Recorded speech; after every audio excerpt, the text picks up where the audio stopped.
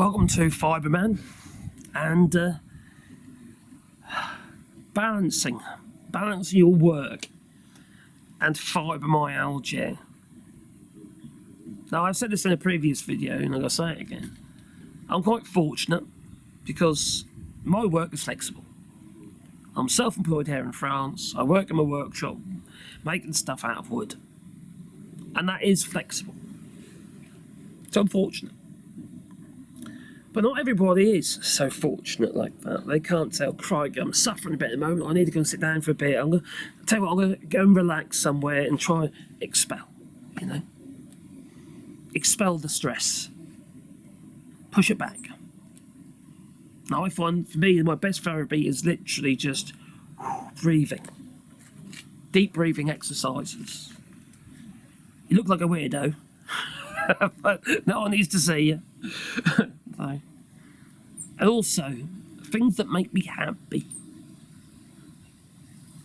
Going for a walk in the wild, so to speak. But yet again, I'm fortunate. I live in rural France. I've got forests everywhere. And I have lots of land. So that does make life a darn sight easier if you do suffer with fibromyalgia and you want to remove the stress. Now, I find that quite stressful because my wife has been listening to me. You right, darling? Come here. Just in case people think that someone didn't marry me. Hello, my darling. You okay? Yeah. You want to go? Yeah. Yeah, I know. She needs to send a letter, you see. This is my dear wife. And although she does cause stress, she's actually very good, aren't you? I don't know. Am I? You are. She's actually very good. I'm quite fortunate in that way as well, because she sees how I am and she understands, and she has her own problems as well. And she also understands when I get a little bit ratty, don't you? Yeah. I know I've got a bit off kilter here, but I think it's all relative to your stress and your anxiety and being able to remove the stress. Yeah, get lost. Okay. I was just saying that when you were in the UK last week, because you went to see the kids, I found it quite easy to just chill wherever I want to. But obviously you can't. It's not so easy when you've got obviously other people in the house. It's not your fault, all right. I'm not complaining.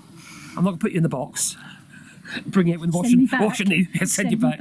And put you in the box. It just when I'm out of socks, I'll bring you out again. Yeah, that's about right.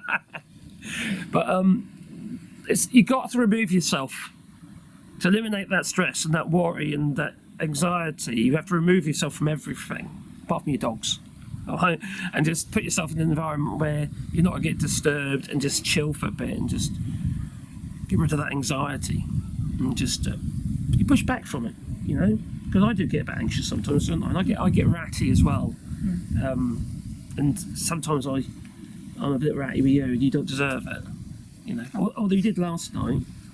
Well, because I put the linen horse in front of the steps. You put the linen horse right over. That's half. It was dark, and the light comes on automatically. You see, and you put the linen horse, because you try and dry stuff in the house, aren't you? Right in front of a thoroughfare where you walk through, and you couldn't see it until we got into the room. So I tripped over the linen horse. I broke my neck. That'd been another injury. Most people. More fibromyalgia pain. Most people would put the hall light on when they're walking down the hall. I suppose I should have done that. Okay, I take some of the blame. But I got familiar with the hall. Anyway, that's kind of what I do. I tend to remove myself from the thing that causes the stress, and maybe you can do the same. Let me know how you deal with it. Have you tried meditation? How's it helped you? Yoga. Some people say yoga, don't they, as well? As an exercise. Yeah. But I mean, for mental health. Yeah.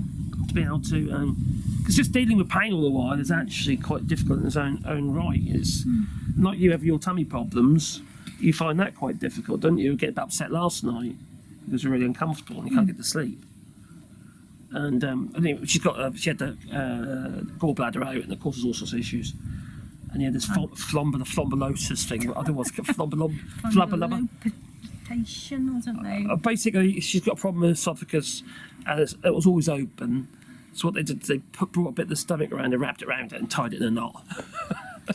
Not I quite, think they but stitched it. they stitch up. But yeah, so But it's still not closed properly, and I feel sick every night. yeah, and some of that's because of stuff she eats the wrong food, and you're still learning, aren't you?